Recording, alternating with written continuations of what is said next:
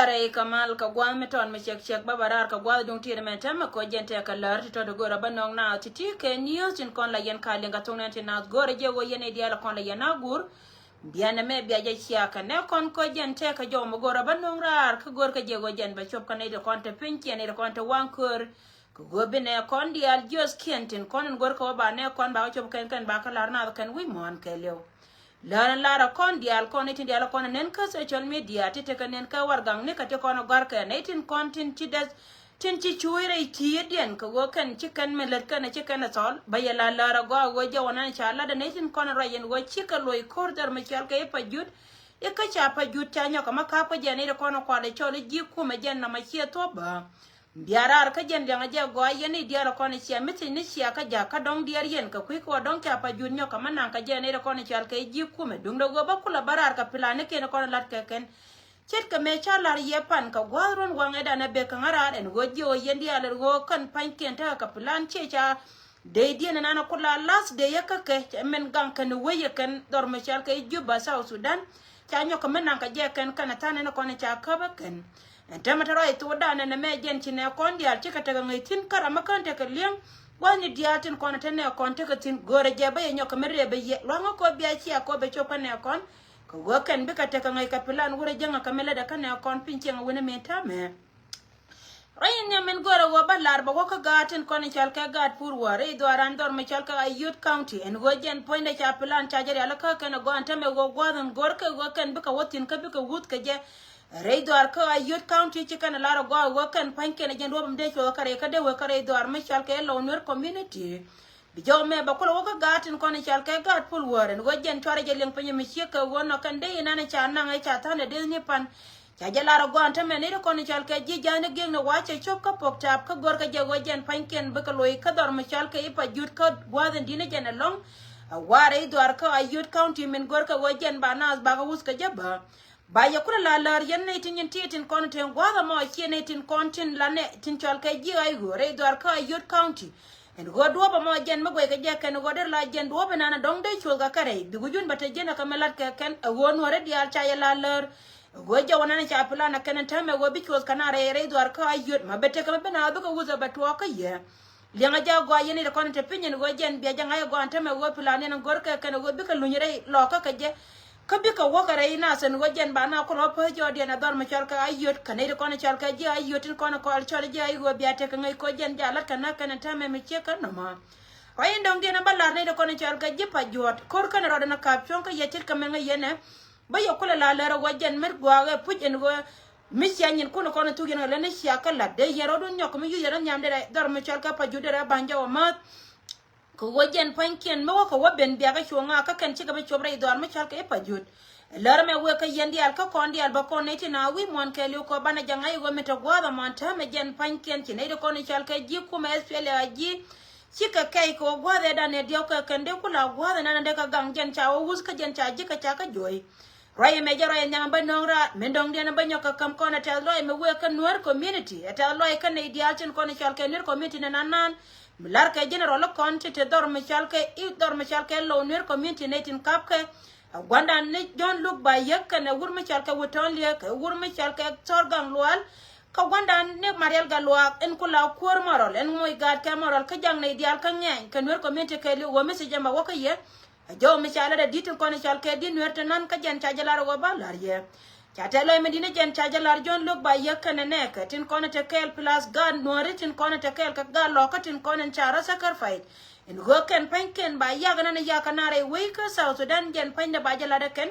jona na cha kwene ne kon chajalar kan go parliament ni jen bu ko be chonkel ka general tin kona chat yag nori chaja wo yaken ka joka yaba go yen pan kun wada ka mebia tenere buma watan kun dia tin kona targa koro wona ka de embora wona ka ger di bab en kula bor church ne to koni chal ken nuare ci lojen tetes kamen chalat ka lo ner community ke kana lara go wo che joyo go lo men chaja lar enetin koni chal ka nuare ke si nuare wayen netin koni chal ka god bor church lo da tes koni to kokien go put yen ka yen ti nuare raya da ne chalat ka kuyona te konte jal ka ka ne to kono kwala chori ji aji chaja lar go ci lo na to magwa ka ci lo nore nyod na do gon go kan panken kan edin kono ndong jo kan je kan ba na ba kono ko kan chalar wo cha mun nore ka bane chal ka lo nore riede me awe kana ko ni shalka general le kana ga lokatin ko ni nyinkel ke de ni ken larka ta loya ne kundi atuma na kan kajo ka yo ya ka wanyam ka mel diene kondi ala kel gonyo di ala kona te kontin cha no be me kula nyoka melar ka jaba kene woyen mikine me che to gwana te yentin gore je go woyen pain kun tore je le nyoka me bia nene no bine titi bi ka ben che ba dor ko non dong che jikien che ka kap ka ba ka nyoka menanga ka ken rai me ba lar wur me chal ka garga lwani marial cha ja lar go wo chi law nuar chi ne tin kon chal ka nur community lo diente chalar medan chi wur me chal ka gader ya ka che liu kan ta me wa chi gader ro ro jere lo ka garga lwani marial kene wur me chal ka torgang lwal cha ja lar go wo yetin kon la yen ka ka mora la kam yana ne kon chi lo ne di ate ne kan ne tin nan amane di atin kon tie ka ye wani di ala kon ta na tin chin asi ka bum ka chi ai wo ka le chro de jey ko woyen chiap moral me di cha nong ne tin kon ko la chole ga nore tin tar ka ko kan ka kui ko be mal ka South Sudan be ben ka be ne di ala kon chal ka cha jino ba Sudan tin kon le be ka te ka chen ba jo ka ye wa ya ka wan nyam ka palen din jen cha ja lar go wo be kwar mala be chon ka ka ye ka jo ka ne de ko ke na kon kan mention re jamen wo chi wo cha ye de mention dum de wo la te karam kel me la duor ka te de ka jen bu bom ko ben ka ne tin kon ko la chore ji ko are ngai ka jo go wo bum yen ne ka de yen bora waka ne diatin content ko le jal kel ka ne ti dum de go garga lo ne marial ka na garga ne tor cha morol me di cha nong na cha ne tuma na kantin kona nan cha ka ja ka kai ka ko wojen ba ya kula ja ka bum yen rai me awe ka ye en wojen cha ta lo la re nur community milar ka lo nur ching ti yen gol gol gona ti yen tin cha la go gad bor cha wojen cha joy ka yen si nori chet ka men cha ja la re di duna nan ti lo de ti nori di ja confirm ka ti lo di tes ka men cha la ne me me goro go ba so ka message me we ka garba ye ne lu ka na gwanda ne gal ye ne wuton ka wor ma chal ka tor gang dual ka gal gargal wani marial a jawana ne chamun enwari ka kuidun ka mela dina re doar ka lo nwer community min dong dina banyo ka melara ko na ta me la go kan panken gwani dia la ko na ta ka tin gor ka jaba na ba ka ba ken chet ka me ngai ko dia la go wa cha kan na tore we ka jube ta ka da me yor ka panya ta me go kan wa ka ku me refugee kam kan ne kam to kontre doar ka Uganda ko jen gor ka je kan bana ba ka wono ngaken dung de women ba ko la larga diatin kono la use che gad gor da gwa mo min bu ga pujen go jen point mo yena wa ngai te kan ne chi chop ye ko go jen ba ya banan ko ron ko la ko ji ne ba Sudan ramelo lia a chi le lu ban ku ma sel bakir ma ya di de na chi pel kan nyaade bla ju ko aren te ma kan wur ka ko kan panken chi ne te dia te kono te ko ren te chama yo kan cha ja ngai kan chi ka te yo te me la go te go me je kan loktin baya kula la lar mo gwan wo kan panken ti loden ti je ko wo kan panken go kan go wo benetin ko na te bom te go ka kan te bom kan be ka chob gwan ta ka tina tama cha wudi ret ka cha ba ko na cha ka cha jino ba Sudan ko kap kana da kan ko wo kan ba kana re kur jo ma wo kan ide ko na cha ka je kam ne ko yen bi ta ka ngai kamala rode wo jen poinde a jen plan ta ka kan mo de na na cha lim en wo nan ka jen jatin ka jen chi de mo kurwan te chob an tamare doar me chal ka jongale state kan woda kamera da japin kan gwaltin ko ne chakolan manan kan nyam ka kan gwaltin ko ne chala da kan go bika wotin gwaden gorka kan tame wajen bijika bika jal ka je e do bana do ba yo de jen gorka go kan bika chudrai ka je dum no go kan de na de okulo je ka jongna kan roye me jena no ngara ka jaw news ka yene tin kono la lingwa me en wot information ti ka kan kono lat ka kan ngoda ka metene gui ka kan tin dia la kono ka rodi lakin men ba kam yene tin nantin kono cha waka ngan wa cha dor mi chal ka pa juri cha nyoka no ngaken jen poinde e michal ka idrim chandar chia la chandar kara mi toy gwana ne tin kana ne to ka che bitwo ka gwana tin kono to gwada ma tin chara sakar fight ka go kan panken ba yak ba jo ye kan jen poinde chalo kan go bina mabara nyoka to ka ala go bi kuma men chal ka kuma mi jen ci pel ba lo re we ne me jaw kel me balar ye ka cha lo endong de ne ci ne dia lo kente ba waka ayo ka wo ci kuma ayo che nyoka mi nyoda jana gwana dia lo kono to kontin en go jen ci kuma to del kel dum go kuma South Sudan mo goro bi Sudanese dia tin kono la ji South Sudan bika cheng free ka bika nyore mondian ci loy na tes ka ba cha kam na tin kono chal ka jaji tin cha nang re lo ka e dey enan kula dey ayo ka kan cha ka ba kan chet ka me cha lar yepan wota ne tin wana kan tin kono cha moy ka bo cha ka nan kel ka ga te kono kwale chole ga tin kono tar ka chonga kan ka yilai ka kan tan ken to kon chianen ba kine dia loy ken ne te bo ka general won ma chal ka ilu ba ya kan ne won ma chal ka wuton lechi ka men chala da ken ka kui ka go kan pan ken chanyo South Sudanese en go continue nang ne to kon la civilian ko chi cha buida amana ne kuma mela kuma na mo lakin kon ger ne ni kuma mi dia mo gor ja wajen bana bakal ka duar chi jen ya ga na re we la wajen go no bale ne to da ka karo ada ba antame na mo jena na jena ta tin kan ne tin kon chal ka ja go ga ni dia amacha ka ba ken gen point de law ka je ko gwama go cha ran cha je naga ken che kamlat ka aji me naga ka man ga ka man tine ko ni chal ka je ay wo nyo win mon ke lew en go ken pan ken kaneti la jema la ka gor ka je bi cha bi no Sudan be ka chenkel kamare idor no mata loy me lar ka wur me chal ka jon lu baya kan ne wur me chal ka wutong lechi ka general ken dial tin ko te pin gwadamo ka gatin kono kwale chole de mbor kula galo ka tin jel kel ke kumedien en go chi loy na tes ka min chalat ka wiya ka won yam nino min ba kula lar ya la advice e gora me chia kap chore je nyoko malon yene biya nyoko me ja yene ko ba wujeriet bor ko wajen panken ba ko nyoko manan ka gwada den chia ka ne de konta ka Equatoria ken ba ka nyoko nong ne de kono kwale chole ji Equatoria ko ken be ko nyenga ka ko jen la de en wur me chal ka selo ken ma yadit balar ye go go kanete diale to mete karame loje wajen ponde be kume de menano bu ye go be pal de gwane jene wajen de ka kap karodon ke la tira me de lonya de wolo ikat jube chi de wo kanete kono kwale chole ji bor kami cha cho no ken go ba ye join en wajen changa ye ken ka cha wangi chet kamaro tankien en go ken panke lar ka je go woni ti cha nanga na da ken chanke ne kuma me je ka go no be na nyur kamal jena ngol yena to wajen charo de wori je gwanta tin bia cho jal ke la ne kun la jaigo ka bia ga churu ke ka ne de kon la ne kun ba no ma advice makama ne ti konte pin ka kwita ka lo min chiala ka chi anyo cha bi no Sudan en go ka ne tin dia tin kon te kel ka ye kana ka le ka mi je jen cha kam ne ka ti lo ne dia ti ka te ne de kon la cha bi no Sudan tin gor ka na mala kente joy wo chi kwar mala chi ga ben apol te kane diatin kono ngai ka jawaji no Sudan mutu woro den tama tele ter karan dungo go ko kana na anei ti chi anen te tol ko ko wajen ba we ba jala daken naitin kono tre we gwa ma ko won ma chal ka chal ba ke ma yadir kan dial ka dize boli cheri tele re dien ram char jawaji no Sudan medan nyino kon to gonter ne jalab e ku kon la kamrar ka jenetin kono ko le chori jidu atin na kan tame naka ka banga kaneti ti ari o ma pen wi ne tin kono chi gio ka chi tol ka kware we ka jino Sudan ba cha joy wo chi kwar mala chi ga ben cha kwar mala kulu jo ba ya rep ka shoma me ne de kono chal ka ine kun go wi aka won nyam kala de le na gwana ta yen tin go ka ba ka jen la lo ne ka rodun chit ka men na ya lariye en go jen point ka ne de kono chal ka ji ai go chicken go ro ba ramaran ba yon ma jaken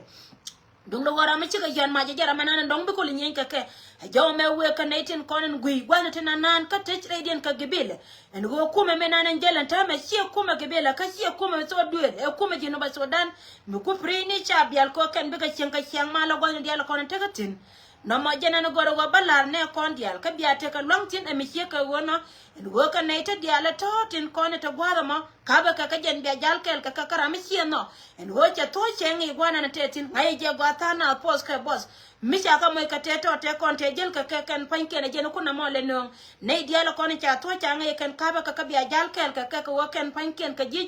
ji South Sudan te na ka banga wur mi ci pere ko rade rai me jena na goro go banyo ka mamad ne kon te pin ka kui ka man cha la de ken ka cha nyo win mon ke lew ka men goro go banyo ka malara kon ga diaten kon te lor goro je go wo ka ne diala kon cha ka pajut a jo me we ka yendi ala wo jira me bira da tame chule rai ka to mi cha bi le jo mo ndo ko ken me lor wana na titi na de ka secret me de kamra berar ka jo ne ko ken bayala la go wade yene larna da wo ka ne titi ka ne de kon cha ka pajut ka kan kuma me cha ka kuma espele ai go men cha na ka rundial ka joy ka cha ka kam na ka man ke kana ko ngai je kan dial ka jinobin bana je loy win mon ka bana je translate ka ne ko ken ko jen ba jo ko ngai go wo chi kuma me je dum do gora me je jara me kuna la na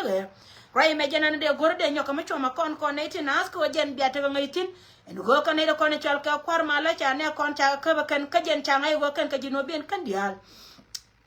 rai ndong de na ba nyoka makama ne tin kono ko le choli jang pi ne kan nyar wen en go gan mala rai ne ka yema cha joni yema do do na yo dum do go kan ne de kono chal ka jang pi ne kan nyar wen te ka mitim ka ye ne de kono ko le chol e ji ai go tin kono tare lo ko gwa mo kuma men chalke kuma ay go ngi ya wurmi chalke garang wurmi chalke jon garang e dane ci liu kel ke jinobin ngi je ka ngi je go mi chente ka matar loide mi che goron kwala ba pul pielan wale agade ko ni chalke igad bor kana gatin kono kwala chol igad dor mi chalke barar ka dal te wurmi chalke sabakir ma yaditin jen ngai ka je kana gora mi chabe jen ana kwala lor ye lor ka jo ka yende ala go chor run dere ka melat ka ne kono kwala chol ikibum ne tin kono ba ye naken roy me awe ka ne kono chal ka chab dar mi chal ka itu kana nyar wen en go yene titi mu wa kan chi roy ne kono lar ka ji ai go chi ka len ka wo ngal yene te ai itene kono chal ka kuma tel bakir ma yadi jene te ka bom yes wur mi chal ka tel bakir ma yadi te ka bom puchet ka men ba wona ka nyal ka te ka kwa ka te ka je dum no go men balar ye go en go jen ka ne titi tin kono go yene tel bom ba ko dana ne chal ka ko dino ba so dan jen ba ka moy ka bom lar yende lar yen chab yal kono te go mo en go jende go ne jene puchet wode te ka len ye cha moy ka riga ne tin kono chal ka jibu me deran ka gom dero da bartin a jaw me awe ka ye wo yen bia ngai go wo mo ko ka ye me nanan go ne jen wo jo ka ne ye wo chore je rodun mare les beto opuje ngo ntama mi chine ko ne chal ka ji ay go cha jala ka ne ba kur ba ter me bit ka jen go ha bara makelo ci du ne go do le ne de kono kwale chole ci do la kan ne de kono kwale chole ji aji gor ka ne je wa ba mal ba yinglat ko bi cha ji no ba Sudan do go go mi ci ji wo mondial tin content gui ka wanken ka gor ka je wa be mal ba te wana ci ka tol ke lan mala ta me cha la ba kur ba ter roy me wo ka ye wo yen ma wote ka duran mo ba du no karo adu jira manano to go je ka bomgoy ka gori je go wa jen poinde binaitin content chalka jituka bikantra idea tiling ka wabi ajalka kan da kono kwaira na kan tiama je mi sheka wana en go ka jen chi korma chala kor jana kan nuare mitarka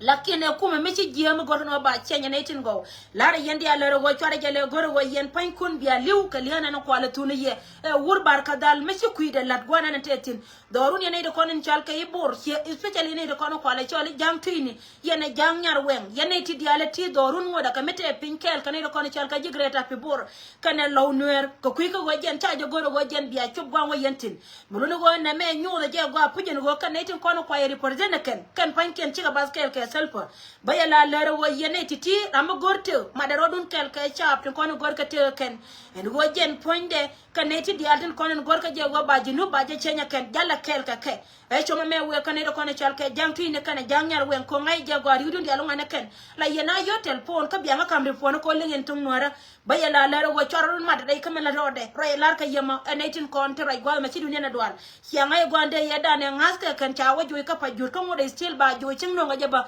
chegane diala toto weda ba ka joy dunda wora ma wa bab arame bi lara go ngana ba chung dub ne te kono chal ka ji chunga aname we ka yendi ala wo general lo konten kono nan ka wan kor ka wo jene bi ka wonye kana to ka neke